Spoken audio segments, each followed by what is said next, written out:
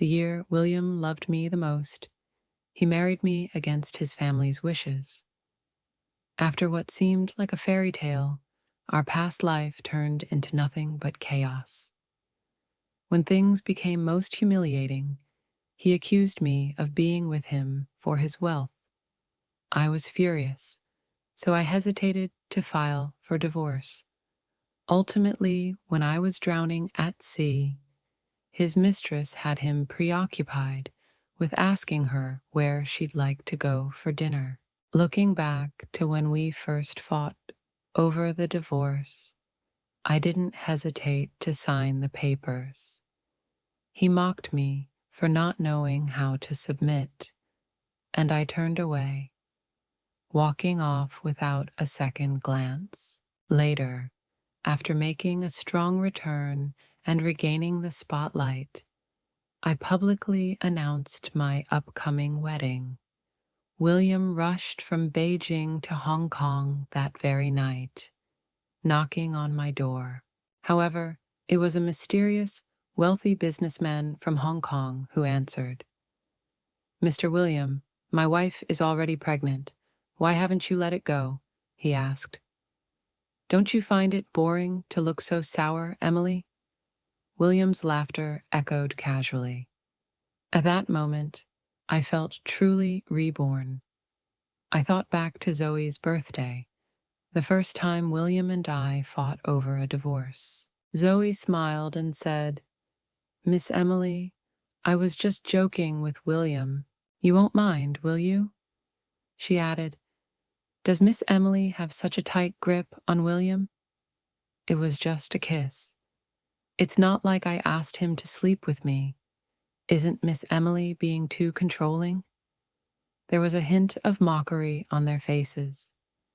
Even though I was married to William, his friends still called me Miss Emily. In their eyes, I was merely an actress undeserving of their attention. William sat nearby, playing with a lighter, showing no intention of easing my discomfort. That's just how he was, arrogant to the core, a product of his family's generations, always looking down on others, fickle and unfaithful. He was the cold-hearted person who caused me to continually hit dead ends in our past life. In the end, I drowned at sea. As salty water rushed into my nose and mouth, I desperately called William's name in my mind, hoping he'd appear and rescue me. But instead, he lazily called Zoe to ask, "Where do you want to go for dinner tonight?" In my final moments, as my consciousness faded, I heard Zoe teasing him, "I'll go wherever you want, William." They flirted while I sank deeper into the sea. The suffocating fear gripped me, squeezing my heart with unbearable pain. "Do as you wish. I'm leaving now," I said, picked up my bag, and walked out without looking back. The room fell silent, and someone eventually asked, "Didn't Emily argue with William this time?" Among all the women William had been with, I had the most delicate personality, which was why he had been drawn to me despite his family's opposition. He just wanted to give me a legitimate status. Zoe had heard this rumor too, but she never took it seriously. At this moment, she approached with a wine glass in hand, calling out sweetly to William. William ignored her and grabbed his coat to leave. When someone sitting next to him asked where he was going, he paused and smirked to coax my sweetheart. In Beijing, on East Chang'an Avenue, the snow was falling heavily. The forbidden city, visible in the distance, seemed to vanish into the vast, dark night, adding to its mystery. I stood in the snow, holding an umbrella, when a Cayenne with a Beijing license plate stopped beside me. I looked out from under the umbrella and met William's deep, captivating eyes. What didn't match the warmth in those eyes was the indifference of his amber pupils, cold and indifferent to the world. He was both affectionate and heartless. "The snow is heavy. Can I give you a ride?" he asked, his words taking me back to a winter night in 2006 when I first met him. I had just turned 20 and had signed with a mainland record company, filled with hopes for the future. I had come to Beijing from a small town in Hong Kong. That night, at a friend's venue, the headlining singer couldn't make it, so I was pulled in at the last minute to perform. I sang an old Cantonese song, my heart full of longing, though I felt a sharp pain in my fingertips from strumming the bass. The string broke, and my heart was in turmoil. William was sitting in the audience, dressed in a clean white shirt, radiating an effortless charm. Though there were many people that night, I only saw him. Later, I realized some people just have a magnetic presence. I thought it was a fleeting encounter, but fate had other plans. My friend drove over, and a deep voice said, "The snow is heavy. Let your friend have a ride." I got in the car and found William sitting in the back. He seemed to be on the phone with his girlfriend, who was speaking at length while he responded indifferently. It was a short ride and we didn't speak much. That was our first meeting. A winter night, snow swirling around us. William gave me a ride without a second thought, and as I got in, the warmth from the car melted the cold from the snow. William leaned forward to fasten my seatbelt. I fastened it for him, and he pulled his hand back, frozen in midair, offering a helpless smile. "You're an adult now. Why are you still acting like a child?" William had said this before. The first time was shortly after we started dating. That night, a girl handed him a room key right in front of me. He didn't take it, but he didn't refuse either. Instead, he put his arm around my shoulder and jokingly said, "My girlfriend is here. Don't cause trouble."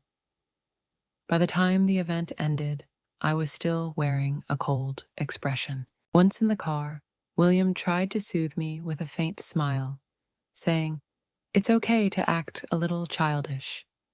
I understood the hint in his words, and my eyes filled with tears. "Am I the one throwing a tantrum?" I asked, my voice breaking. William said nothing, but those peach blossom-shaped eyes of his held no warmth. A lump formed in my throat, and tears kept falling. "Why, William? Why can't you love me the way I love you?" After a long silence, William lit a cigarette. Finally, he spoke. "Emily, you can ask me for anything, but my true feelings, I can't give those." His words made me feel small. "What if I insist?" I asked, my voice quivering. "A girl in her early 20s, naive and persistent," he said with a laugh, then hugged me and kissed me on the ear. "If that day comes, our Emily will be something." Eventually, I did make it happen. I made the man who had once been indifferent to the world step down from his high position and make countless exceptions for me. It became well known in Beijing that William would marry no one but me. However, marriage wasn't a fairy tale. What followed was the harsh reality, full of complications. The class differences, retiring from the spotlight after marriage, and a relationship worn down by the struggles of reality. until it was nothing but a mess. His mother, Lila, deliberately made things difficult for me, and it all left me feeling suffocated. It was such a shame. We had loved so passionately when we were young, but now all that remained was disappointment. This time, our argument over divorce was about something trivial. A friend asked me to sing the OST for his new film. When Lila found out, she called and scolded me, accusing me of not changing my ways after marrying into the Williams family. William defended me, but after the call, instead of comforting me, he pinched his nose tiredly and said, "Emily, do you really have to sing?" In the 2 years since our marriage, we'd argued about this many times. "William, you know how much I love singing. You've seen me stay up all night writing songs," I said, tears falling from my eyes despite my smile.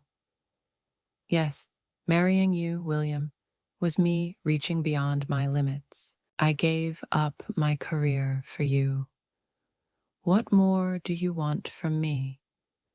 Do you want me to behave like those wealthy ladies in ancient times, never stepping outside the house so you won't think I'm a disgrace to you?" He grew angry. "I offered you a job as a vocal music teacher at the university, but you didn't take it. I suggested you work at the National Theater, and you turned it down. In the end, it's you, Emily, who wants to set up a memorial arch for yourself. Are you implying that I'm with you for your money?" I didn't know how to respond. Does love always end up like this, with harsh words? I muttered. That night, we had a fierce argument. Exhausted, we leaned on each other's shoulders. Then William asked, "Emily, should we never have gotten married in our past life?" Even when rumors of William and Zoe were all around us, I held my ground out of spite and refused to divorce. Now I calmly said, "William, let's get a divorce." William suddenly slammed on the brakes, his hand gripping the steering wheel so tightly that his veins bulged. He gritted his teeth and growled, "Divorce? Don't even think about it." My tone was calm, but every word was heavy. Isn't divorce a good thing? You can marry someone suitable, like Miss Zoe. You won't have to feel caught in the middle between me and your mother anymore. "Emily," he interrupted me, pinching the bridge of his nose in exhaustion. "You're bringing this up again tonight? Is it really about singing? Fine. Go ahead and sing." His tone was like a child throwing a tantrum. I didn't know whether to laugh or cry. "William, don't you understand? The problem between us has never been as simple as whether I can sing or not. Our marriage was a mistake from the very start." Suddenly, William's phone rang. It was Zoe calling. He didn't answer immediately, instead staring at me intently. "Emily, are you really determined to divorce me this time?" "Yes," I answered without hesitation. The corners of William's eyes reddened, and in a hoarse voice, he said, "Get out." I opened the car door, and the biting wind and snow hit me all at once, making my heart tremble from the cold. I stood in the snow, waiting for a car, when suddenly, a Bentley with license plates from 3 regions stopped in front of me. I looked up, and Daniel stepped out. The snowflakes melted quickly off his overcoat. Without asking why I was standing there in the middle of the night, he simply asked, as he had when we first met when I was 13, "Shall I take you home?" At that time, Daniel wasn't the head of the Daniel family in Hong Kong. He was a homeless young man in a small town, and I was a burden that both my parents loved. Daniel, 5 years older than me, took me in. During the day, he worked as an apprentice in a restaurant, and at night, fought in underground boxing matches. At night, I worked 2 jobs to support myself while studying. One evening, when I saw Daniel dragging his battered and bruised body home, tears filled my eyes immediately. "Brother, I don't want to study anymore. Can I work with you?" I asked. Daniel, just 19, frowned and looked angry. "I took you in to help you with your studies. If you don't want to study, then leave," he said. I ran out crying, but Daniel chased after me and gently wiped my tears. "Emily, I can stay in this small town forever, but you need to fly away one day." I eventually left, but the cost was losing Daniel for good. After a long separation, when we met again as distant acquaintances, the feelings of a young girl had long disappeared with time. I asked Daniel to take me to the apartment near the China World Trade Center. When he dropped me off downstairs and was about to leave, he called my name. I turned around in the snowy night, and his eyes were warm and gentle, just like when we were younger. "What I say always matters," he told me. When I married William, Daniel had just been found by his family, yet he gave me a nearly 10-figure wedding gift. I asked him why he gave me so much. "Since you're marrying William, this is the dowry from your brother," Daniel replied, his eyes lowering as he hid his self-mockery. "If you're ever wronged, come back to Hong Kong. I'll always have your back." Later, when I was discussing the divorce terms with my lawyer, I got a call from William's mother. As soon as she spoke, her tone was sarcastic. "Emily, it's fine if you fool around outside, but you're dragging William down and not letting him come home. Have you forgotten what day it is today?" she scolded.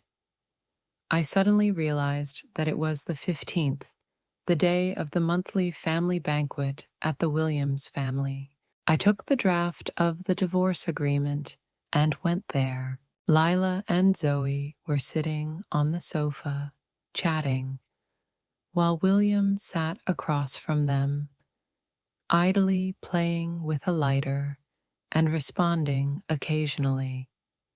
They looked like a family, and I felt like an outsider. "Miss Emily, you don't mind if I freeload a meal, do you?" Zoe said, and at that moment I realized she had never hidden her desire to take my place. "You're really a busybody, making the whole family wait for you to return and cook," Lila remarked sarcastically. "I'm tired and don't want to cook," I replied. In my previous life, I had been so humble to please Lila, but this time I understood that when people dislike you, nothing you do will change their minds. At the right moment, Zoe said, "Auntie, let me cook. You can try my cooking." Lila glared at William, but he just raised an eyebrow, remaining silent, showing no sign of defending me. Zoe soon emerged carrying the dishes she had prepared. "Sister Emily, come and help me carry the soup," she said. Just as I was about to take the bowl, before my fingers even touched it, it tipped over, spilling scalding chicken soup all over Zoe's hands.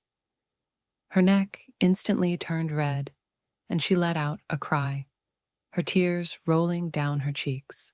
"Emily, what are you doing?" Zoe yelled. Lila quickly pushed me aside to support Zoe. I slipped and fell heavily to the floor, my palm landing on broken porcelain, causing a sharp pain. Lila looked at me coldly. "What are you standing there for? Hurry up and apologize to Zoe." I gritted my teeth, unsteady as I stood, blood pouring from my palm and staining my white coat. An alarming sight. Lila frowned. "It's just a bit of blood. You won't die. Hurry up and apologize." Zoe spoke softly. "Auntie, it's fine. There's no need for Sister Emily to apologize. She surely didn't do it on purpose." A smug expression was clear in her eyes. "Apologize or Mom will make this a bigger issue." William used his handkerchief to stop the bleeding and said quietly, "You see, he's not unaware of Zoe's clumsy tricks, nor of how Lila has made you suffer, but he still indulges them. Why? Just because I married into their family, reaching above my station, so I have to endure these hardships and even sacrifice my life for it. It's not my fault. I won't apologize," I said, my eyes defiant despite their expressions. I walked away without looking back. William chased after me. "Can't you just lower your head a little?" I raised my bloodied hand, laughing and crying at the same time. "William, I've already lowered my head, but your mother never accepted me. Look at this hand. This is what my future will become. In my past life, I lowered my head, and what happened? Zoe drowned me in the sea, using her family's influence." William stood frozen for a long time, then wiped away my tears with his hand. I turned away to avoid it. A tear fell from my face onto his hand, and his fingers trembled as if burned. "William, just let me go. Is it really okay to get divorced?" He didn't answer, only stared at me, his once warm peach blossom-shaped eyes now filled with coldness. After a long while, he finally smiled. "So you want a divorce, right? Then I'll have someone handle the formalities next Monday." After William dropped me off, he left. That evening, as I packed my things, I received a call from an unknown number. Just as I was about to hang up, I heard Zoe's voice. "William, be gentle. In my past life, I had received similar calls and provocation from Zoe. Emily, what can you compare to me? Family, background, age, you can't compete with me." William had said, in bed, "You're not even as good as a dead fish. The last time I went to your house, I mistakenly used the condoms you bought, but I've already replaced them for you. Remember to sign for the package when it arrives. If you're sensible, hurry up and divorce William, or you'll see what I'm capable of." I thought my heart was as solid as stone, but when I heard the heavy breathing of what seemed like a man on the other end of the line, it still hurt, as if countless needles were piercing it. I took a deep breath and hung up the phone. At 9 o'clock on Monday morning, Zoe returned with William. She wore a silk scarf, and faint, ambiguous red marks were visible.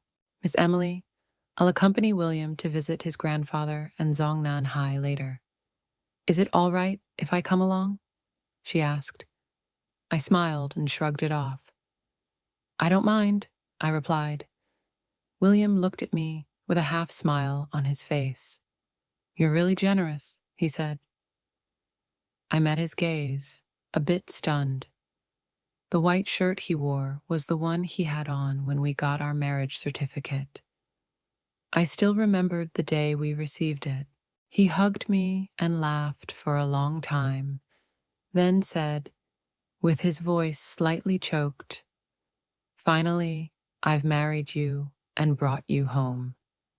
The love back then was real, and the lack of love now was just as real. I placed the drafted divorce agreement in front of William. He picked it up and read through it. The agreement stated that, apart from my personal property before marriage, I didn't want any of the joint marital assets. Suddenly, William remembered a past argument where he accused me of being with him for his money. Now, this divorce agreement showed him that I, Emily, wasn't with him for his wealth, and I would leave without a trace. Even while getting a divorce, I calmly looked him in the eye.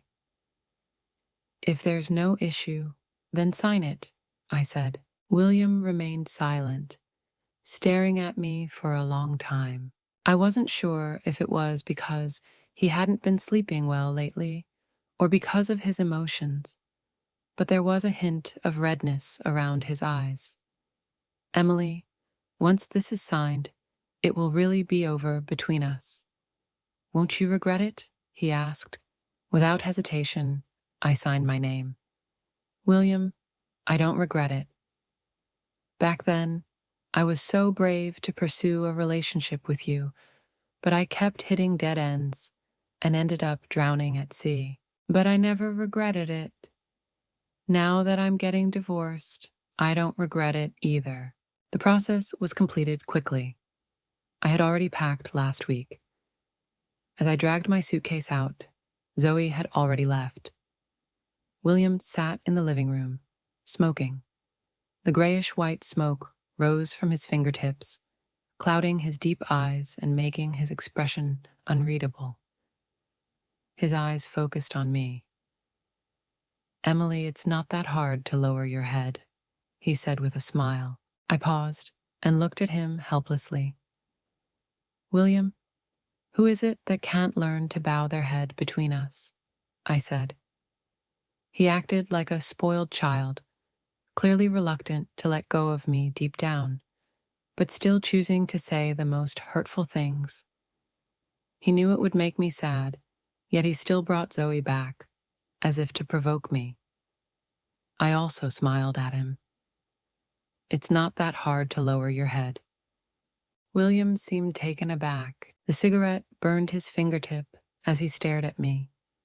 He then carried my suitcase and walked me to the door. Daniel's Bentley was parked by the roadside. William stopped and mocked me. You were so quick to divorce me. Have you already found your next partner? I didn't answer, just looked at him openly. Perhaps my gaze was too direct, making William too uncomfortable to meet my eyes for long. The older you get, the worse your taste is, I retorted. I've only been blind once in my life. William froze, then darkened slightly. Give me the luggage, he demanded. Daniel stepped forward, taking the suitcase and quietly shielding me behind him, just like when I was 16 and my alcoholic father had tried to hurt me. Daniel had protected me then, taking the blow on his own shoulder. William narrowed his eyes. Mr. Daniel, are you in such a hurry to come to Beijing to pick someone up? My sister has been wronged. Of course, I have to take her back, Daniel replied. Having risen from being an illegitimate child to the head of the Daniel family, Daniel's presence was just as imposing as William's. The tension in the air grew, but I asked Daniel to wait in the car. Once he left, William's expression softened a bit, though anger still lingered in his eyes. Emily, you want to divorce me because of William? William started. I interrupted him, saying, whether it was during the 5 years we dated or the 2 years we were married, I only ever loved you. I took a deep breath, pushing the sour feeling down my throat. But my love for you ends here. After all, I don't have another chance to start over, nor another 7 years to waste with you. William remained silent for a long time, his eyes growing redder. Finally, he asked in a hoarse voice, will you ever come back to Beijing? No, I replied. I turned and got into the car, my back looking resolute, which made William's eyes widen in disbelief. As the car started, he almost ran after it instinctively, but it was moving too fast, and he couldn't catch up. It was then that he realized that it was truly over between us. As the car drove away, the scenery outside the window began to blur, and the capital airport came into view while Tiananmen Square receded farther into the distance. I closed my eyes, tears falling. This was the city we had loved in 2 lifetimes. I would never return. William, our relationship ends here in this life. When Emily boarded the plane to Hong Kong, William was sitting in the VIP lounge at the airport.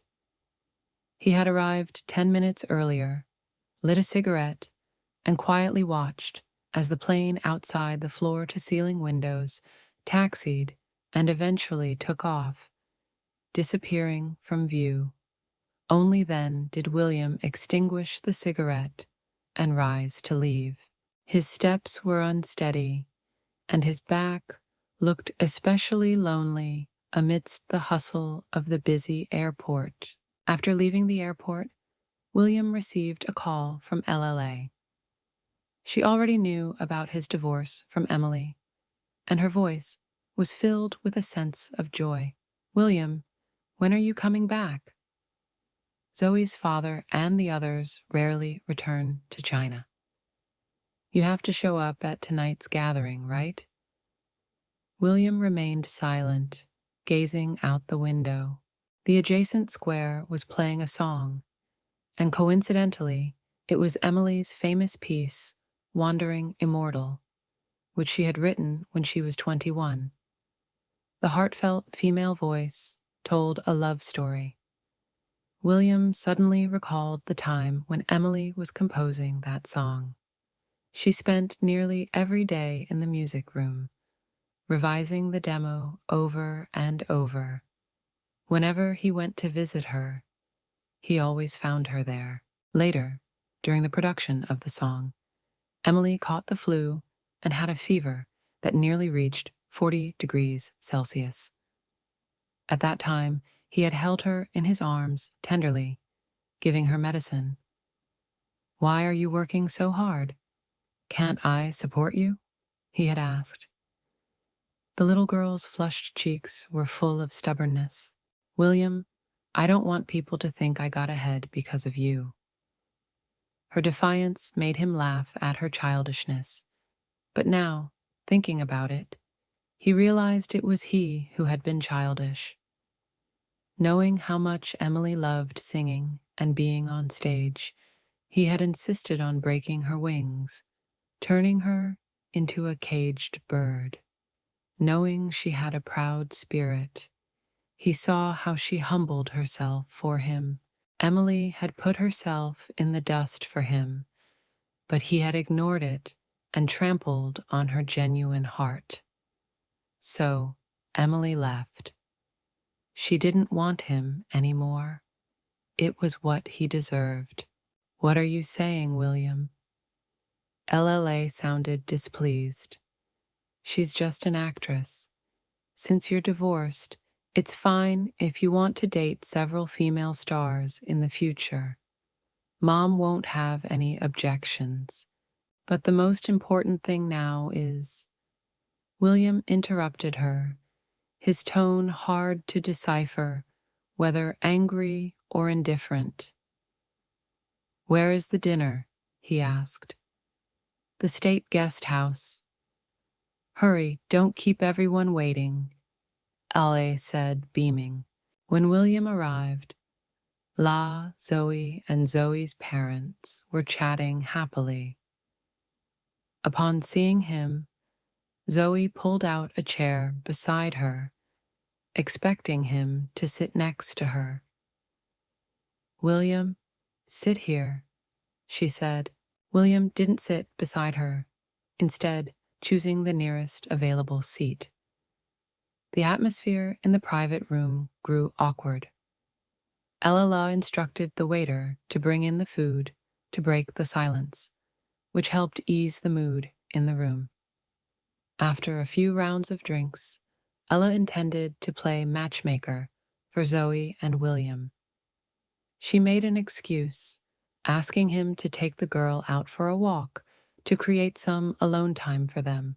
Zoe, feeling rejected by William's cold demeanor earlier, didn't dare show any affection and hesitantly asked, "Is it okay?" "Sure," William replied, and took Zoe outside. But throughout, he said nothing to her, merely smoking in silence. Unable to hold it in any longer, Zoe spoke, her voice choked. "William, you were so kind to me just a few days ago. Why has everything changed today? Don't you know?" William raised his eyelids and glanced at her with a half smile.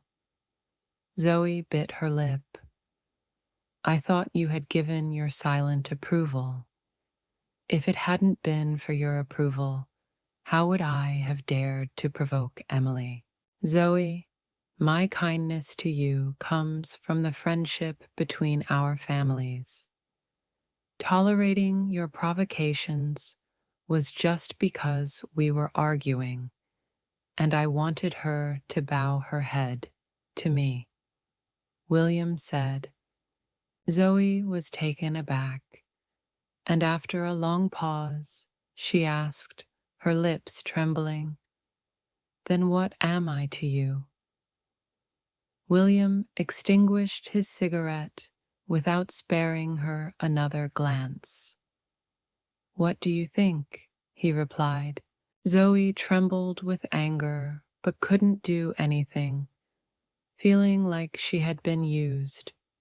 William took 2 steps forward before turning back to hand her a tissue. A glimmer of hope sparked in her heart, but it was crushed just as quickly. "Don't use those petty tricks of yours anymore," he said. Tears streamed down Zoe's face. She had tried every trick, but all she got was being used by William in his rage against Emily, all because he refused to bow his head. In Beijing, there was a saying, "Everyone loves William, but he loves no one." William was a scoundrel, a bastard. The little bit of true affection he had was given to Emily, but Emily no longer wanted him. Only by thinking like this could Zoe feel some comfort. They were both abandoned by the ones they loved, and that made it somewhat fair. After the 3 members of Zoe's family left and got into William's car, her expression immediately changed. "William, you're not a 2 or 3-year-old child. Don't you understand what tonight's dinner gathering meant? She scolded. William wanted to smoke, but seeing that La was still there, he didn't. He leaned back in the seat, his body sinking into it. The casual air he had put on for others disappeared completely. At this moment, Mom, you've just learned that your son got divorced earlier today, and now you're already arranging a blind date for me tonight. Even the sales at the department store aren't as rushed as you are. Is it that actress? The one who doesn't deserve to be on stage? What's her name? Emily. Don't keep referring to her as an actress like that. William glanced at his angry mother and suddenly spoke. Mom, have you been happy all these years with someone you don't love? Ella furrowed her brows. William, is that the tone you should use when talking to your mother? Over the past few years, I've known you didn't like her, and I kept ignoring her grievances all the time. I thought I was being kind, hoping that eventually you'd accept her. William smiled bitterly, self-mockingly. After all, you were just jealous of Emily, jealous that someone with her background could marry me. Why couldn't you marry the person you liked back then? Before Ella married into the Williams family, she had been in love with a well-known actor. The two had loved each other openly and were hailed as a golden couple by the media. But later, she was forced to marry William's father and completely cut off contact with that actor. The story of breaking up a couple in love was all too common in wealthy families. But tragically, the actor died suddenly of a heart attack in the year Ella got married, at less than 30 years old. Alia had always followed the rules, and the most daring thing she had ever done was to carry that man's coffin after his death and care for his parents until their passing. William's father and Ella's marriage had been one of business. There were no emotions between them. After William was born, his father hardly ever came home, but La didn't mind. It seemed that raising William and ensuring the family legacy was her sole mission. William closed his eyes, trying to hold back the emotion welling up inside. Mom, you got what you wanted. She's not coming back to Beijing. It's completely over between her and me. I just want to ask you, are you happy with this outcome? The way things had ended with Emily was because William had ignored the conflicts between her and Ella, allowing Emily to endure years of hardship. Ella was at fault, but so was he. La didn't give a direct answer, instead gently patting his head. With the Zoe family in this situation, our two families won't be able to get past this obstacle. Mom, I'm a person, not some product with a price tag in a store window, William said, a smile appearing on his face, filled with bitterness. But you have to understand, you are the child of the LA and Williams families. You're not alone. If you were just William, why would I care about you? La was momentarily stunned, recalling how many years ago she had knelt before her own father, and he had said the same harsh words to her. William didn't respond further. Without Emily, it didn't matter who he was with. Ella felt a warm, damp sensation in her palm and experienced a deep sense of regret. But this path was the inevitable one for people like them. She had taken it, and so would William. Wasn't that the case? After returning to Hong Kong, Emily took a short break for 2 months before starting work on her personal studio. In her previous life, she had only focused on revolving around William, but now that she had returned to her beloved music, she felt that life was slowly becoming more hopeful. Once the studio was on track, she began preparing for a new song, the first she had written in years. She spent a whole day in the music room, but the rejected drafts were scattered all over the floor, and she still hadn't written a single note. It was then that Daniel arrived with some midnight snacks. Emily was sitting at her desk, biting the end of her pen and struggling to come up with the opening melody for the new song. "Brother, why are you here?" she asked. Daniel opened a disposable lunchbox containing her favorite kanji with various ingredients.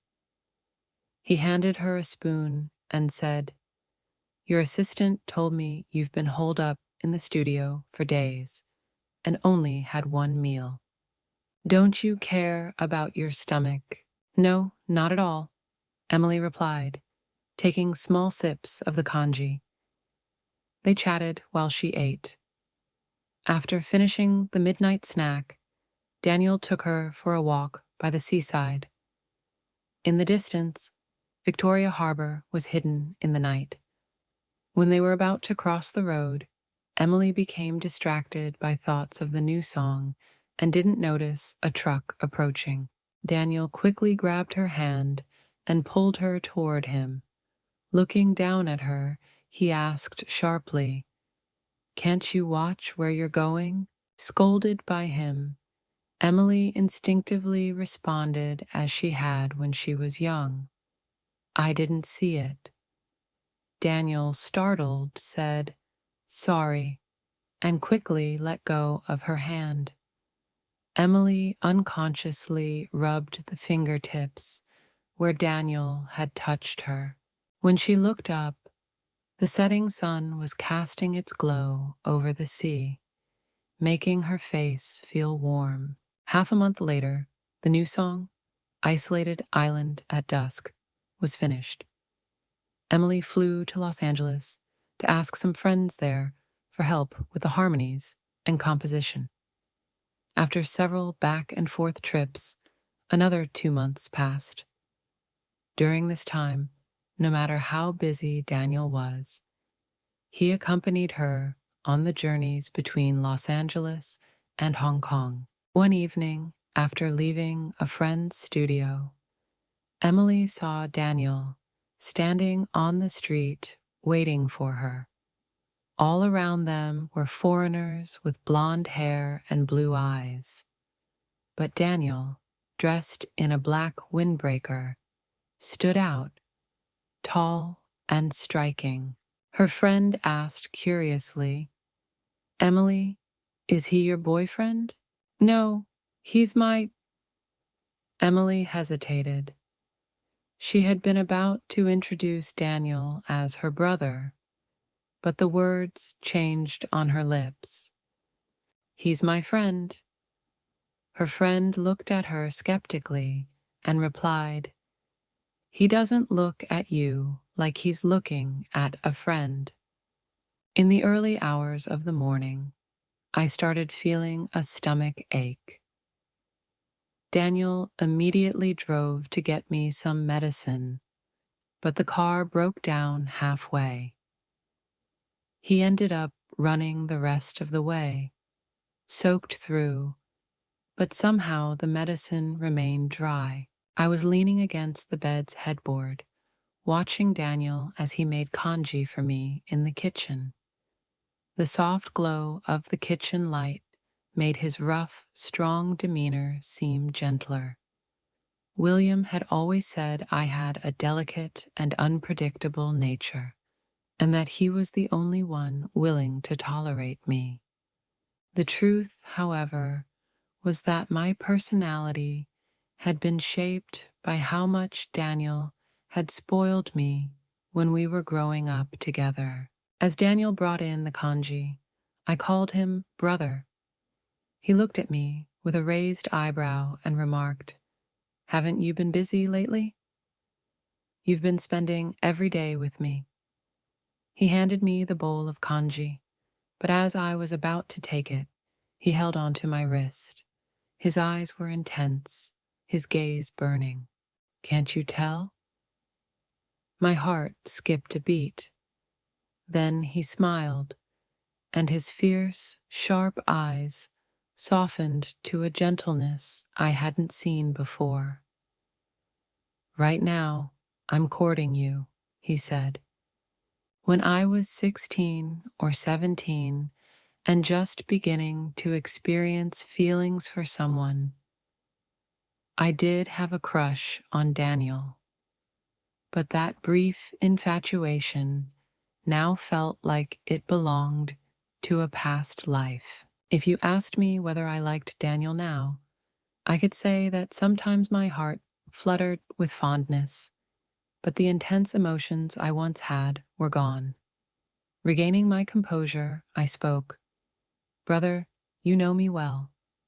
I just ended a relationship, and I'm not ready to begin a new one. I also don't have the confidence to handle another relationship right now." Daniel leaned back in the single sofa next to the bed, his expression serious. "Emily, when you asked me that question before, there was actually something I didn't tell you." Our eyes locked, and my heart raced. "If you marry me, that would be my proposal gift to you." His words held so much depth, I wasn't sure how to respond.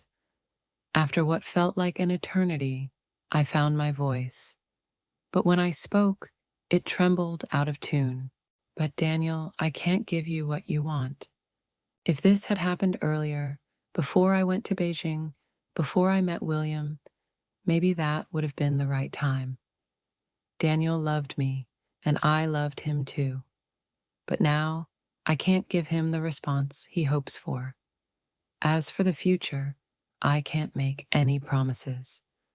I couldn't hold back the tears as I continued, "Brother, don't love me. Go love someone else." Daniel wiped my tears away, his gaze tender. "Emily, it took me almost 15 years to accept that I love my sister. Are you asking me to let go so easily?" I didn't want to give in, but he gently held my hand and quickly added, "Just give it a try. If it doesn't work out, I won't bother you again. Is that okay?" His eyes were so full of warmth that I found myself agreeing to let him court me. Daniel's love was bold and straightforward. When the media in Hong Kong asked about his relationship status, he didn't hesitate to declare his love for me in front of the cameras.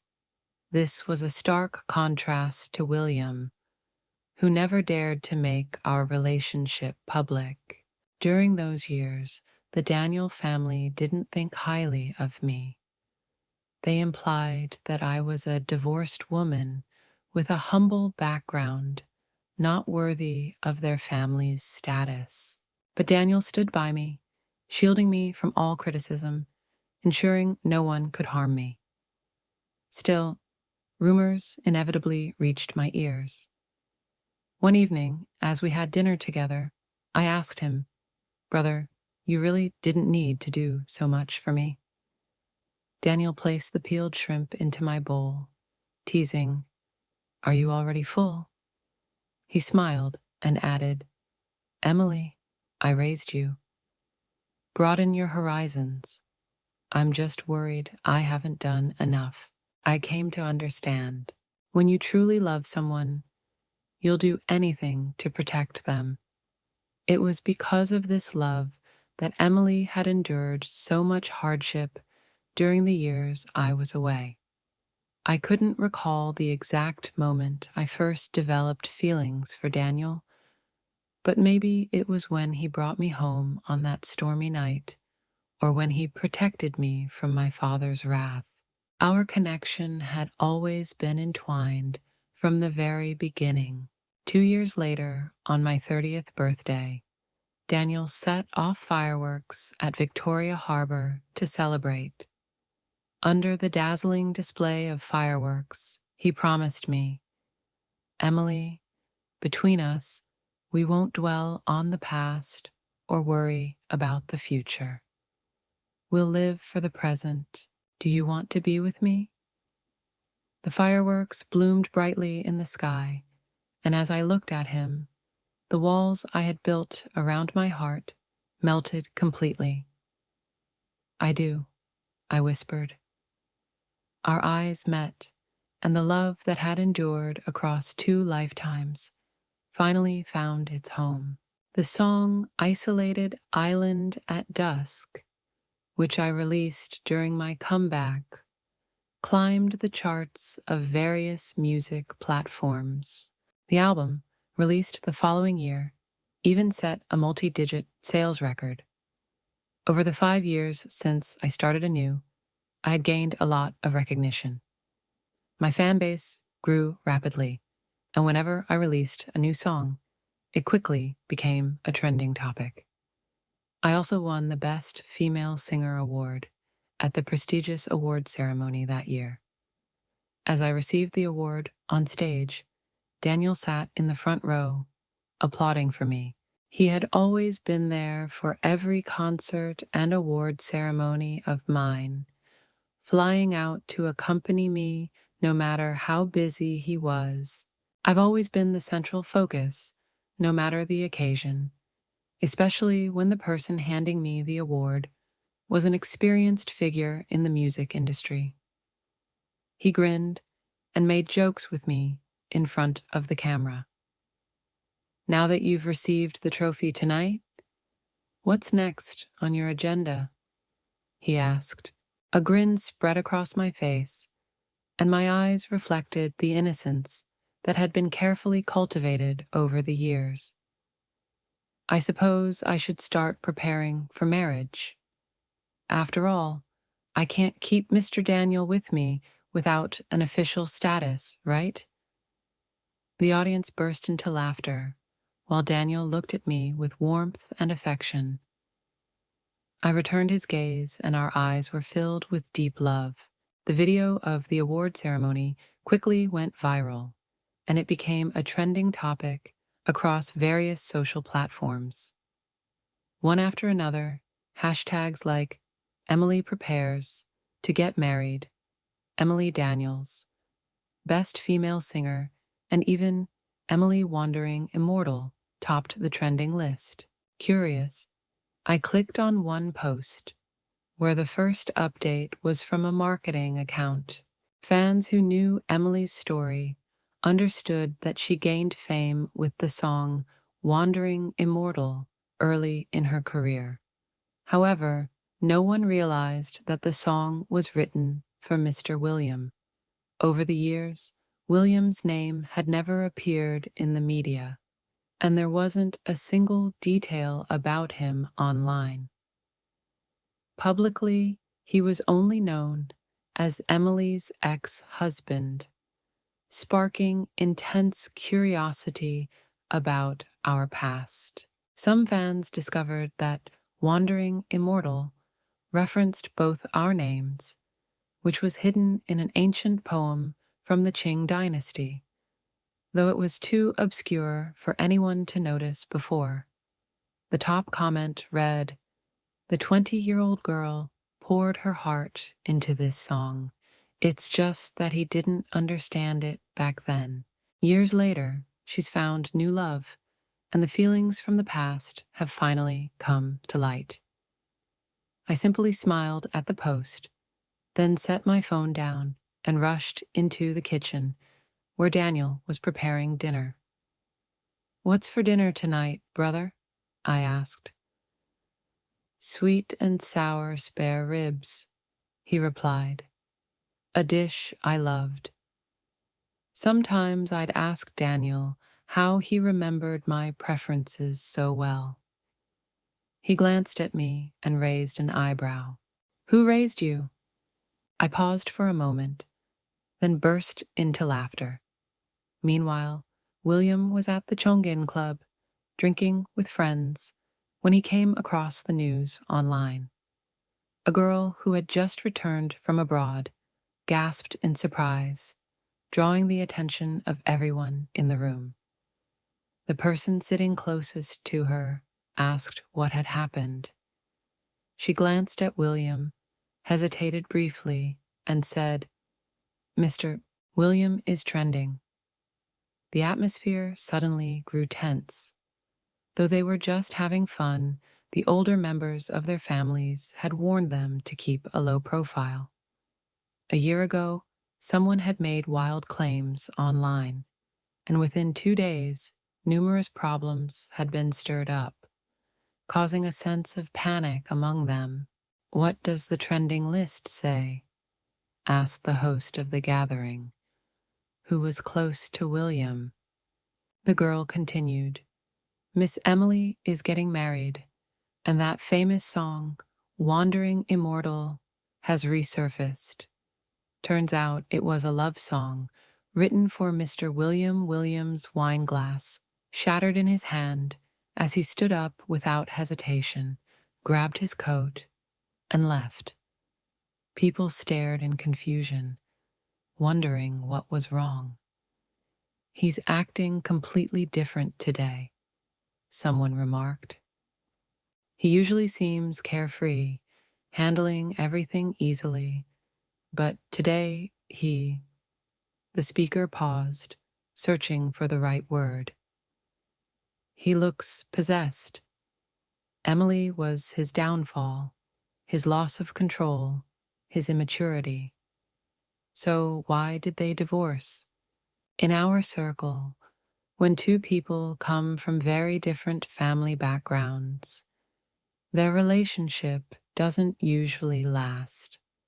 After leaving the club, William went straight to the airport and caught a flight to Hong Kong. Over the last 5 years, he'd often had dreams where he and Emily hadn't divorced. He took advantage of Zoe's affection, which led her to hurt Emily repeatedly. Emily argued with him and stubbornly refused to divorce. Eventually, Emily stopped fighting. She fell into a deep depression and went on a solo trip to the seaside. In the end, Zoe found someone who used her influence to have Emily drowned. As she was dying, Emily hoped William would come to save her. But under Lila's pressure, he just called Zoe and asked her where she wanted to go for dinner. William couldn't imagine how desperate Emily must have felt in that moment. Over the years, he intentionally avoided hearing about Emily. He didn't want to acknowledge how she had flourished without him, how she had found someone better. He had nothing beyond his proud family. The comments on his phone screen seemed to pierce his heart, making his eyes ache. Emily had known there was no future for them, that they couldn't even be seen in public together. Yet, she still concealed her feelings for him in that song. At 20, she never imagined that her marriage to Mr. William would last only 2 short years. What did this marriage bring her? After leaving William, she continued to shine. William had never understood that the song Wandering Immortal was her way of confessing her love to him. She had kept her emotions hidden in the lyrics, and it wasn't until 12 years later, when he knocked on Emily's apartment door after a long journey, that he discovered the truth. But it wasn't Emily who answered the door. It was Daniel. Before William could say anything, Emily's cheerful voice came from inside the room. "Brother, are you done with work? Come play a game with me." It was the lively Emily that had long since vanished from his life. Since marrying him, even though he had intentionally avoided it, William still occasionally heard news about Emily and Daniel. He learned that Daniel had set off fireworks for her at Victoria Harbor, bought an island, and named it after her, and no matter how busy he was, he always made time to attend her events. If it had been him, William thought there would have been no way he could have given Emily anything like that. Slowly, William sank down, overwhelmed by emotion, struggling to hold back his tears. Lost in thought, he recalled a time long ago when Emily had invited him to her first concert, but he hadn't taken her seriously. Now, as he thought about it, a flood of regret filled his heart. "I want Daniel," he heard, as Daniel leaned against the doorframe, standing above him on the steps, his voice laced with mockery. "My wife is already expecting, yet you still haven't moved on." William opened his mouth to speak, but said nothing, simply turning and stumbling away into the night. Emily waited for Daniel for a long time, but saw he hadn't come.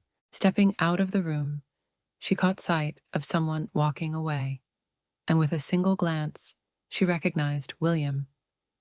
Without pausing, she looked at the person beside her and said, "Let's go inside. It's too cold out here." Daniel smiled, taking her hand. "All right, let's go inside." Much later, Emily heard about William again. This time, it was on the news. Something had happened involving Zoe and the William families. Zoe had passed away in a car crash, and William had gone abroad. Emily didn't pay much attention. Her life with William had long since been left behind in Beijing. Her future was now in Hong Kong with Daniel, who had always stood by her side. The brief yet significant period in Beijing felt like a distant, foolish dream, and now that she had begun anew, she had long since awakened from that dream. On the day of the National Figure Skating Trials, my childhood friend secretly put trimetazidine in my thermos cup. As a result, I was banned from competition for life. Shortly afterward, my parents died in a car accident on their way to see me. The childhood friend who had been my partner for so many years wrapped his arm around Emily's waist and mocked me. At one point, Emily had jokingly told him that if he drank an entire bottle of wine, she would become his girlfriend, but he refused to let me drink and ended up breaking her heart. "This is a lesson for you," he sneered. "Even though your family supported me, don't think you can control my life." In despair, I jumped from the building. When I opened my eyes again, I was back in the moment when my childhood friend was about to drink the wine to confess his love to Emily. I smirked and cut off all his resources. "Isn't that true love?" I thought. "Then let's rot in the mud together." The pain from the fall still lingered in my body as I watched the dazzling, colorful lights and the men and women celebrating. It was at that moment I fully realized I had been reborn. The person who had driven me to despair and suicide in my past life was now staring excitedly at a young girl. "Are you serious, Emily? If I drink this entire bottle of wine, you'll agree to be my girlfriend?" Maxwell was holding a bottle of whiskey, eagerly awaiting Emily's response. She shot me a provocative look and answered, That's exactly what I planned. I just don't know if Sister Hannah will let you drink it. Maxwell immediately shot me a dirty look. This is my business, Hannah. Stay out of it. Don't think you can control my life just because your family has some money. Maxwell was an orphan who had been my partner in figure skating since I was 10. All my family's expenses had supported him. When we first developed feelings for each other, he had promised to work hard to improve himself, to be worthy of me. But now he spoke to me in a tone I never thought I'd hear. He knew Emily had always been jealous of me and was eyeing my place, yet the two of them had secretly spiked my water in a past life, leading to my lifetime ban from competitions and destroying my opportunity to join the national team. What's worse, after my parents died, they took everything from my family, and I became indifferent. A brute is a brute, no matter how well they disguise it. Eventually, their true nature shows. Noticing I hadn't responded, Maxwell's face darkened. Hannah, didn't you hear me? I told Emily that you and I are just partners, and you have no say in who I like. I snapped back into focus, sneering. Do whatever you want. Then I grabbed my bag and turned to leave. Some friends came up behind me, trying to stop me. Maxwell didn't mean it. He was just joking. Don't be mad, Hannah. It's Emily's birthday. It's not nice to leave like this. Maxwell sneered. Let her go. Don't bother. She's just someone with money, thinking she's someone important. In the end, she'll come crawling back to make up with me. I'm her only partner. Without me, I wonder who she'll team up with. Under my cold stare, everyone fell silent and stepped aside, letting me pass. After stepping outside and taking a deep breath, I calmed down. What had I done in my past life? I had only cared about Maxwell's well-being. I had tried to warn him that the next day was the male players' provincial preliminary contest, and drinking alcohol would ruin his performance. His talent was never exceptional. 2 years ago, the coach had advised me to find a new partner before entering a larger competition. I begged for us to stay together, sacrificing my dignity, but he slapped me and scolded me for using my family's money to bully others. He said my family's investment in him was for fame and fortune, and he didn't want to be my caged bird. I was stunned by his slap, but I still insisted on informing his parents. In the end, the situation escalated, and naturally, Maxwell didn't end up drinking that bottle of wine. The following day, after winning the provincial championship, he pitifully apologized, claiming that his earlier words were made out of stress. Being soft-hearted, I forgave him, which eventually led to the tragedies that followed. This time, however, I would not show him any mercy. If he enjoyed drinking, partying, and refusing to train, it didn't matter. I would retract all the help I had given him. I wanted to see how someone with no talent, no work ethic, and no support would manage to become Emily's partner and perform on the international stage with her. Just like in my past life, once I got home, I immediately informed my parents about everything that had happened. They were overseas and were furious when they heard. After I convinced them, they decided not to fly back and left everything to me to handle. I quickly called my secretary and canceled Maxwell's card. Maxwell, who had been so confident and had told me to leave just moments ago, called me in a fit of anger. I didn't bother listening to his rant and simply blocked his number, then went to take a shower. When I came out, I found the butler standing there, looking troubled. Miss, Master Maxwell has been waiting for you outside. He's a bit upset. I glanced at the butler with a casual look. My parents only have me as a daughter. Who is this so-called master you're speaking of? Go out and tell him that from now on, I won't interfere in his life. Let him go on his own way. The butler broke into a cold sweat, instantly understanding my meaning, and he backed out. Not long after, a notification appeared on my phone. It was a post from Maxwell on WeChat Moments, saying, "Every day, with you by my side, even in poverty, is wonderful." The attached picture showed two hands clasped together. I replied, "Wishing you a harmonious union, lasting 100 years," before deleting him from my contacts and blocking him.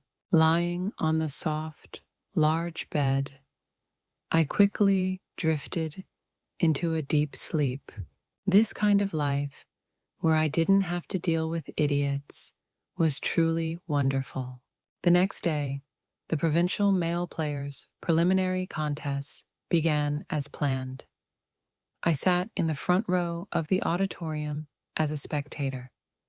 I had won the most singles championships in the province, and had I not insisted on taking Maxwell as my partner for all these competitions, I might have had a chance at the pair's gold medal. Unfortunately, in my previous life, I had been so blind. Since starting figure skating, Maxwell had always been my only partner. I did everything I could to help him, taking him to various international competitions. But in the end, he claimed I was trying to control his life. Remembering this, I couldn't help but scoff. Maxwell was supposed to perform third. When his turn came, the backstage was empty. Several judges exchanged confused looks, and their eyes finally landed on me. I shrugged helplessly and said, "Don't look at me. I'm not familiar with him." Their looks were filled with doubt, as everyone knew that Maxwell had made it this far because of my influence. "Well, he has a girlfriend now. They just became official," I added. "I have to avoid suspicion." A smile spread across my face as someone checked his updates on their phone. After reading them, their expressions grew awkward. Time passed slowly, and when the 5-minute waiting period ended without the contestant appearing, it was declared a forfeit. The host, who had been impatiently waiting, finally sighed with relief, about to announce the next contestant when the door behind me opened. All eyes turned to the person entering against the light. It was Maxwell and Emily, holding hands in a sweet display. When Maxwell's eyes landed on me, a flicker of dissatisfaction flashed across his face. I calmly turned away, waiting for the show to begin. Maxwell, still acting indifferent, apologized insincerely. "Sorry, we're late. I'll start now." He found a seat for Emily before heading backstage. Soon he returned and looked at me. "Hannah, where did you put my costume? I didn't see it at home today. Didn't you bring it for me?" Figure skating costumes are notoriously expensive, and I had always been the one preparing his costumes without ever mentioning the cost. Now, after everything that had happened, he still had the nerve to ask me for it. Whispers started to spread through the arena, most of them speculating about the relationship dynamics between the three of us. I sneered. What costume? Why are you asking me for your costume? Didn't I tell you yesterday that I won't be taking care of you anymore? Isn't this what you expected? It's your costume, so why should I be the one to manage it? He glared at me angrily, accusing, So you left so quickly yesterday to threaten me. You're petty and scheming over the costume, just being money-grubbing. At that moment, Emily spoke up in defense of Maxwell. That's right, Hannah. Even if you're unhappy, you're still Maxwell's friend. How can you do this? Don't you realize how important today's competition is to him? Aren't you ruining his future? If you're upset because we're together, I'll leave. As she said this, she turned to walk away. Maxwell grabbed her arm, saying, No, don't go. You're my girlfriend. Why should you leave?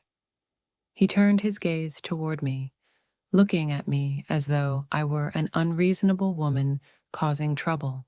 You just don't want me to do well. You're afraid that if I succeed, I'll steal your spotlight, he said, and mentioned he could use the old costume. As he turned to change, the host intervened with a somewhat disgusted expression. Contestant, you've run out of time and forfeited your eligibility for this competition. Maxwell's expression remained unchanged as he looked at me with disdain in his eyes. I'm just a little late. No need to be so strict. Or are you afraid I'll abandon you after being chosen and are using your influence to have them say this? Seeing that I hadn't spoken up, the coach sitting next to me couldn't help but sneer. Maxwell, stop making a scene. Without some backdoor connections, you wouldn't even have made it into today's preliminary contest. Maxwell's face turned red from the shame of the ridicule, and Emily beside him also looked uncomfortable, shaking off his hand. Maxwell, not wanting his girlfriend to feel embarrassed, redirected all his frustration toward me. Hannah, say something. Is this because I made you lose face yesterday? Are you using this to force me to apologize to you? He looked utterly humiliated. Fine, I'm sorry. Is that enough? Can I continue the competition now? The scene became even more chaotic as other contestants glared at him with clear dissatisfaction. This contest was crucial for everyone. It was their direct path to the provincial or even the national team. Now they were being delayed by someone they had always viewed as undeserving and who had only made it here through unfair means. I took a deep breath and tapped the microphone in front of me. My first words immediately froze him in place. You're not even worth making me unhappy. After all, our relationship was just a financial sponsorship. And wasn't I angry yesterday because your drinking was delaying everything? You've always been a hindrance to my career. Laughter erupted from the crowd. Things that had previously only been whispered were now openly exposed, completely tearing away Maxwell's last shred of dignity. Emily, who had once stood proudly beside Maxwell and looked down on me, was now the target of ridicule. Many people began to point at her, making comments. I had suspected something was off with Emily, but now it was clear. She had been involved as a mistress. Everyone knows that Hannah and Maxwell were childhood sweethearts. In the end, she just barged in. Emily, mortified and furious, felt like she might die from embarrassment. She clenched her teeth and grabbed Maxwell's hand. She couldn't leave now, as doing so would only confirm her status as a mistress. Maxwell held her tightly, trying to comfort her, and then furiously shouted at the onlookers, "What do you know? There's nothing between Hannah and me. Emily and I have a normal relationship. You're all just jealous," I sneered. "That's right. There's nothing between us. I hope you remember that." At this point, Maxwell, completely enraged by the mockery, lost all rationality. His bloodshot eyes locked onto mine.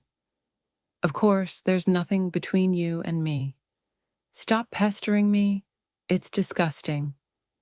With that, he stormed off in disgrace, and the crowd cheered. I apologized to the audience, and the host announced that the preliminary contest would continue. Having decided to sever all ties with Maxwell, it was time for me to find a new partner. I knew all the people on the provincial team, but none of them had distinct characteristics or compatible styles with mine. After being reborn, my goal remained to join the national team and bring glory to the country. So choosing the right partner was critical. In the middle of the competition, a clear voice rang out on the ice rink. "Hello, dear judges. My name is Ethan." I looked up to see a pair of gentle eyes, as calm as spring water. Even after the competition ended and Ethan was announced as the champion, I was still in disbelief. The chubby little boy who used to cling to me and call me Hannah, who couldn't even write my name, had grown up to be this person.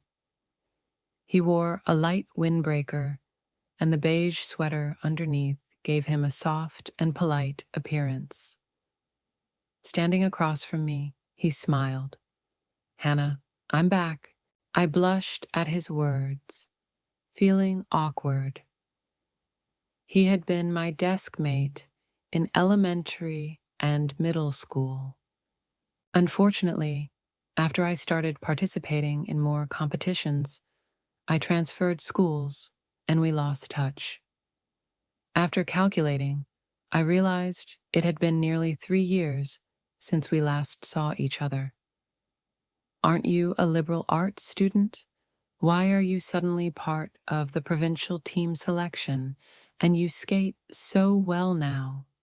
I almost didn't recognize you." I invited Ethan to a restaurant I often visited to catch up.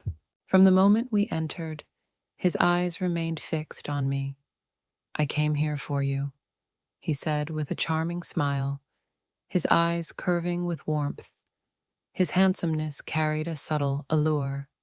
After we changed desk mates, I always felt uneasy, and now I couldn't help but feel my face heat up. He paused, and I reflexively raised my hand to lightly smack him, just like when I used to wake him up when he slept at his desk. He smiled and returned to his usual demeanor.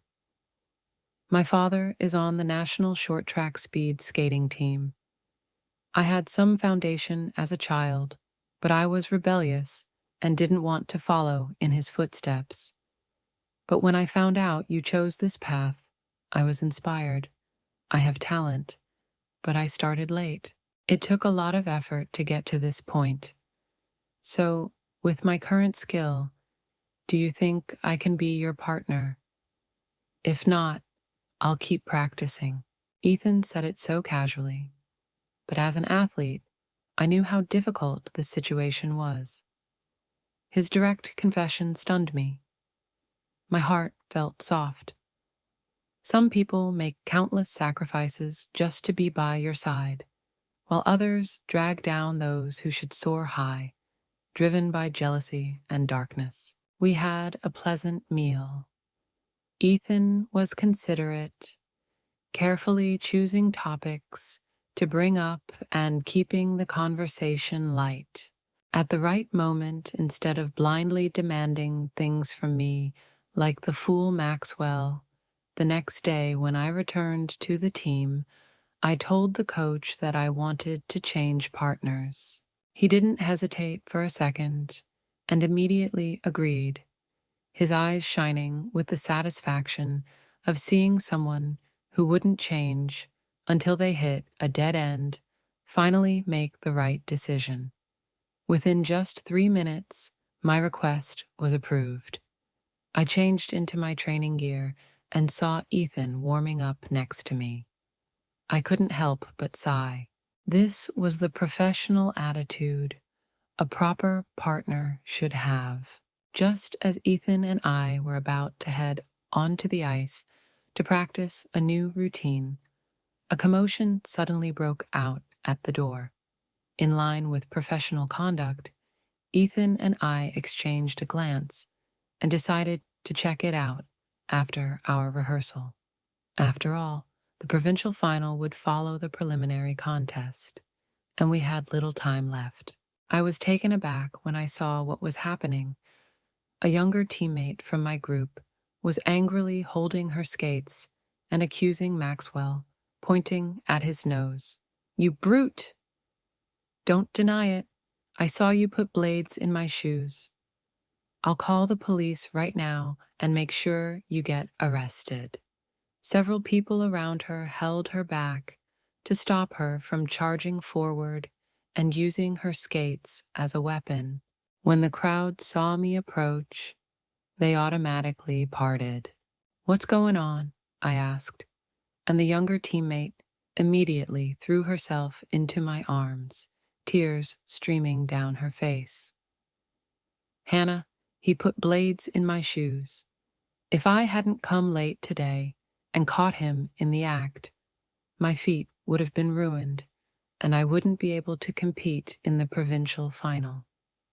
My expression darkened as I turned to look at Maxwell, who stood beside me like a frightened bird, too scared to speak. "How dare you?" I shouted. "Don't you know how important feet are to a figure skater? Do you have any idea how crucial the provincial final is? Just because Emily couldn't make it to the final, you're resorting to such underhanded tricks." The provincial final had limited spots, and Emily had been on the verge of qualifying in my previous life. At that time, she had tried to use her relationship with Maxwell to provoke me, with the aim of replacing me. This time, however, she had failed in her attempt to sabotage me and instead turned her schemes on others. Maxwell's guilty expression shifted into anger after hearing my words. "Don't blame everything on Emily. I was only joking. She wasn't even hurt," he said, gritting his teeth. "You made me angry yesterday, so I got confused. After all, you're the cause of all this." His attempt to shift the blame made me feel disgusted. Seeing that I didn't respond, Maxwell straightened up and spoke to the younger teammate. "I already apologized earlier, and you weren't hurt. Let's just forget about this. Haven't you always admired Hannah? You were just caught up in her problems. Don't be so stubborn." The younger teammate, furious, rushed forward and scratched Maxwell's face, leaving deep marks. He screamed in pain, glaring at her with malice. I stepped in to protect her, standing coldly between them. "This won't end here," I warned. Before Maxwell could reply, he froze when he heard me. His eyes widened in disbelief. "I'll call the police and let them handle it," I said calmly. The younger teammate immediately brightened, saying, "Okay," and began to pull out her phone to make the call. But before she could, Maxwell panicked and rushed over, shouting, "No, you can't. You'll ruin me, Hannah. I'm your partner. Without me, how can you even compete?" He must have thought that his words would serve as a strong threat, but the people around us looked at him with strange expressions, full of mockery. I couldn't hold back my laughter and looked at him with contempt.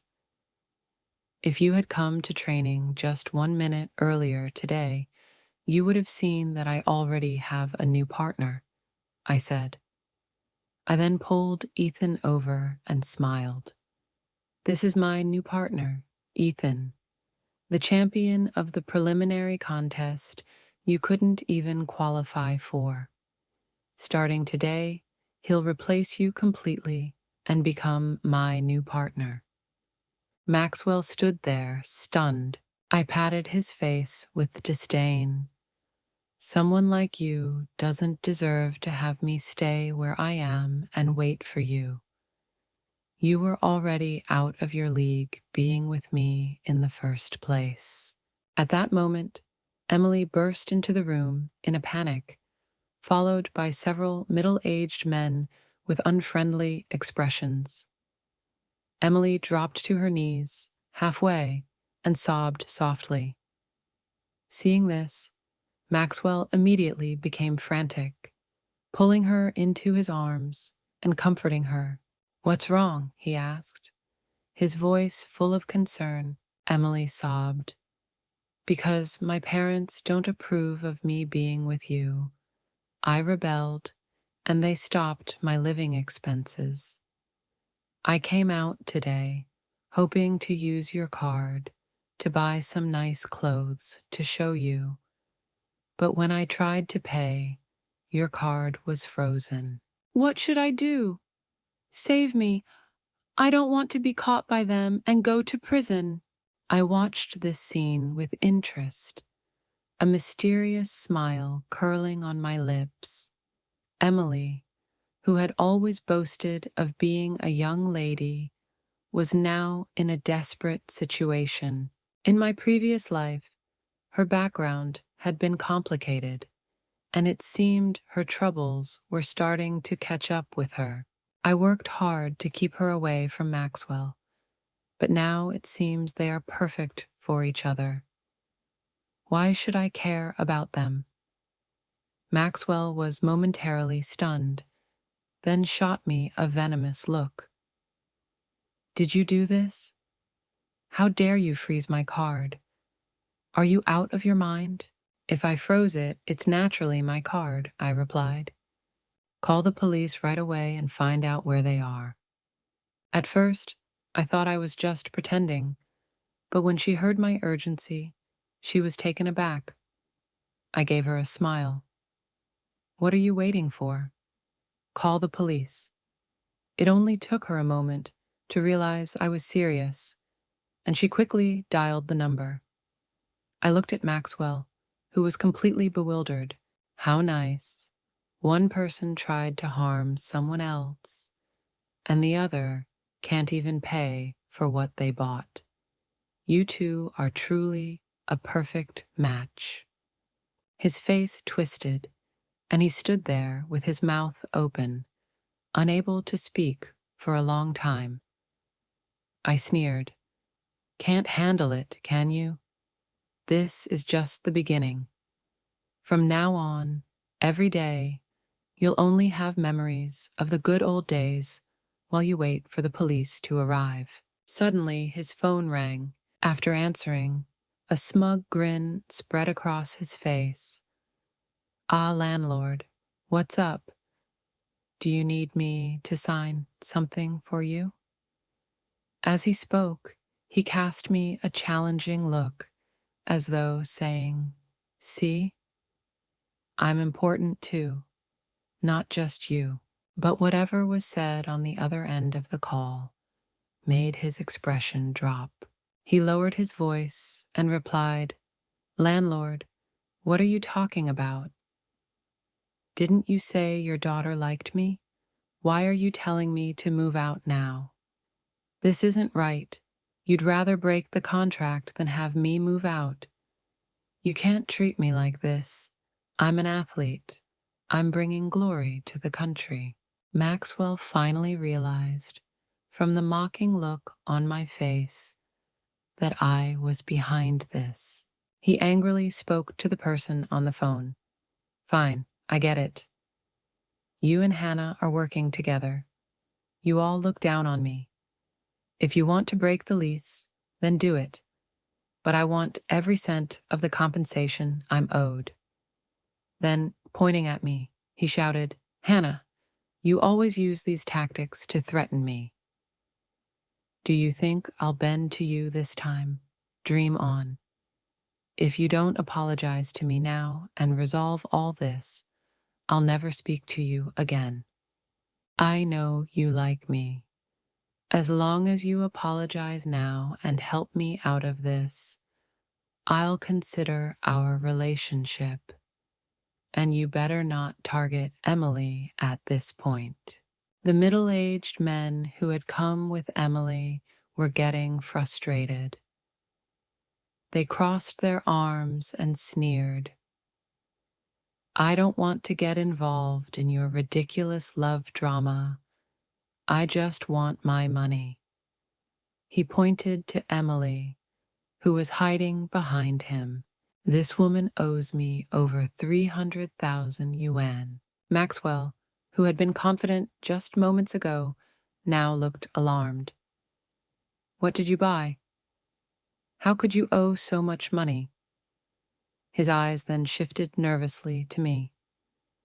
Hannah, did you hire these people to make me beg you for help? It seemed like he had convinced himself of this, a smug look returning to his face. I knew you wouldn't let me go that easily. You still have feelings for me. I'm giving you a way out now. Just take it. If you don't, you'll never get another chance. I folded my arms and stood there, silent, watching him ramble. He must have felt embarrassed because he quickly grew more frustrated. I'm warning you, if you keep this up, we won't even be friends anymore. I just pursed my lips and made a dismissive gesture, as if to say, do what you like. What an idiot. He still thought I would ever be friends with him. Ethan, standing beside me, chuckled softly, his eyes cold when he glanced at Emily, but his tone remained gentle. Is this Miss Emily, the one I've heard so much about? I looked at him in surprise, curious about how he knew her. Then he said the most humiliating words in the gentlest manner. Why does your name sound familiar? Was it Mr. Wong? Maxwell, why don't you ask Mr. Wong to help you pay back the money? After all, you two are sort of related by marriage. At first, I thought Ethan was just bluffing, but when I turned to look at Emily, her face had drained of all color. She grew even paler. I suddenly realized, so, in my past life, the man who supported her was Mr. Wong. Yes, that's right. Emily was just a fake rich girl. Figure skating is an extremely costly sport. Competition outfits, practice gear, ice skates, and even the practice facilities are all expensive. Ordinary families can't afford it. Apart from Maxwell, everyone else on the team came from wealthy families and had both talent and strength. I was the one who selected Emily when she joined the team. She did have talent, and if she hadn't resorted to underhanded tactics, she would have had a good shot at being a main competitor on the provincial team. She claimed to be from Yanjing, and everyone assumed she was a rich young lady from there. In my previous life, when Maxwell drugged me, causing my lifetime ban from competitions and leading to my depression and eventual suicide, she visited me. During that visit, she proudly boasted about her sugar daddy, the man who had been supporting her all this time. Maxwell was just one of the many men she had been flirting with. She had pinched my face and bitterly told me, "Why do you think I had to bring you down? It's because I'm jealous of you, of why do you get things so easily that I'll never have?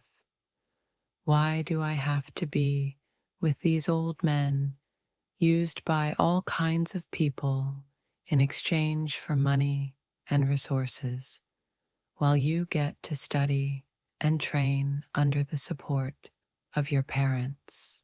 I wasn't convinced by her mocking laugh as she grabbed my hair tightly.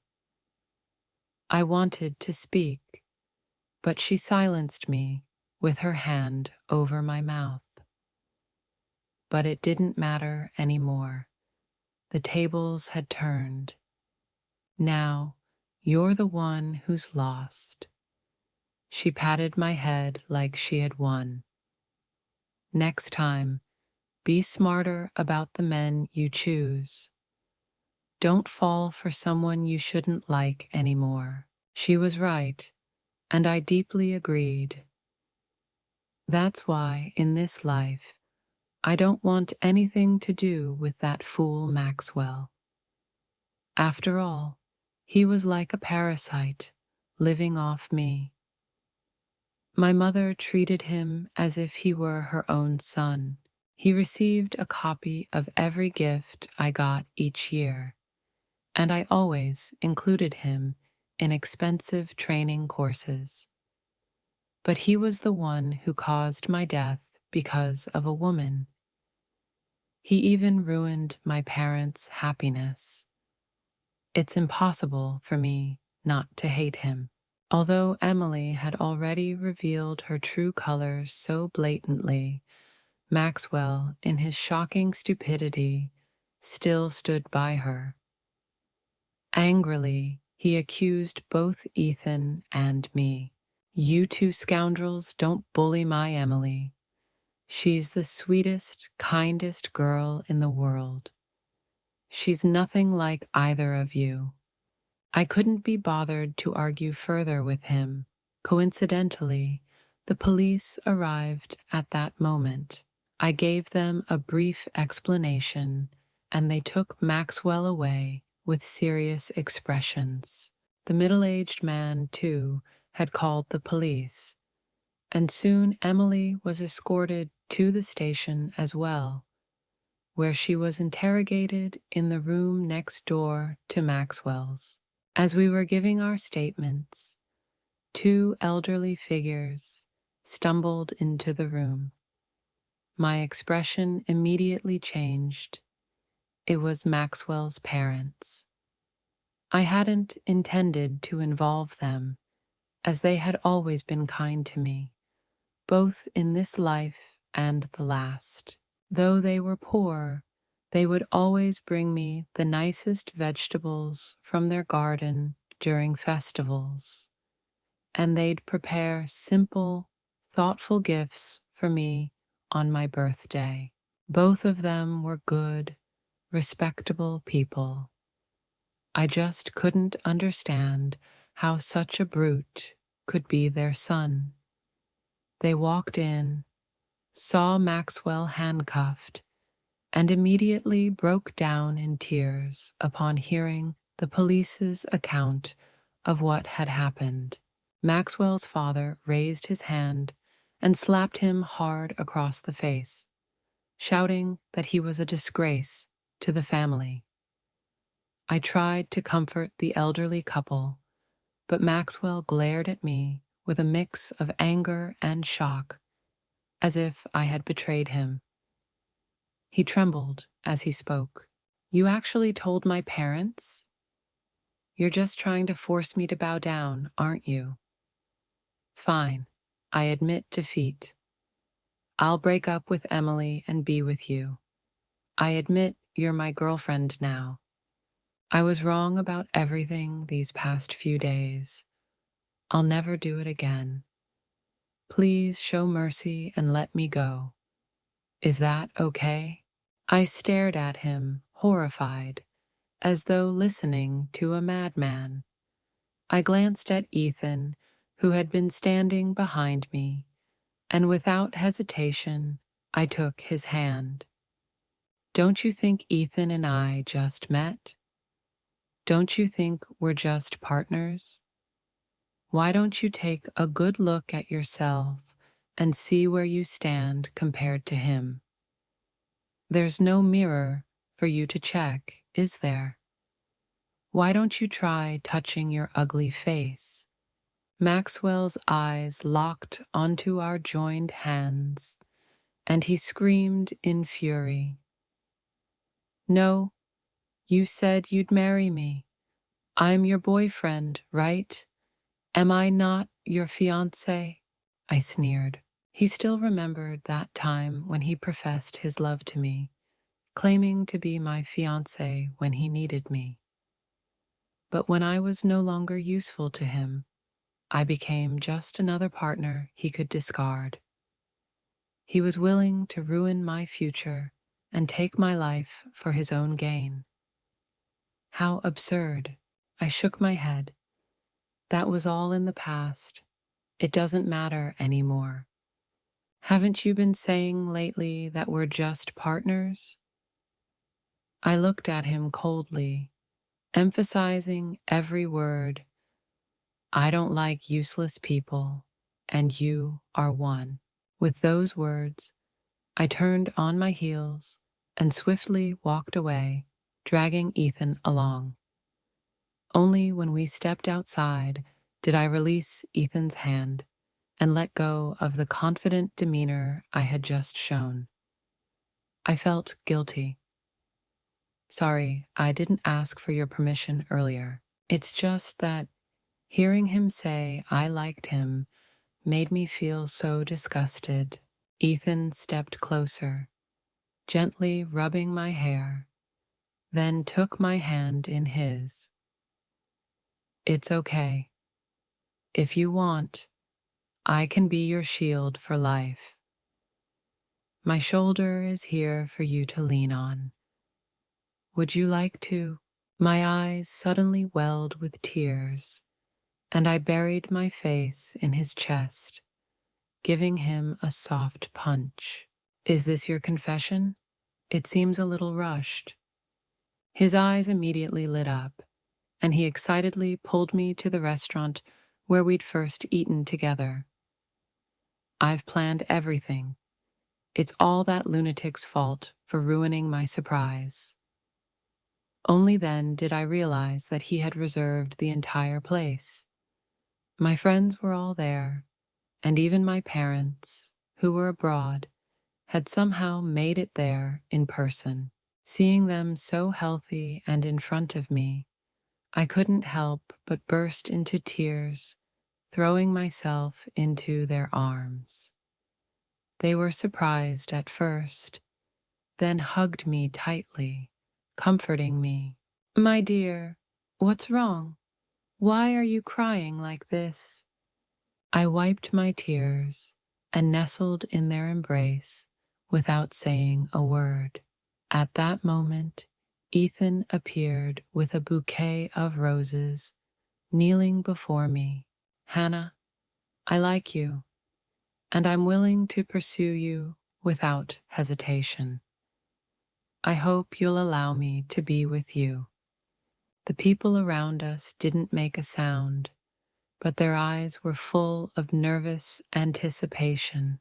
I stopped crying and smiled as I accepted the flowers from his hands.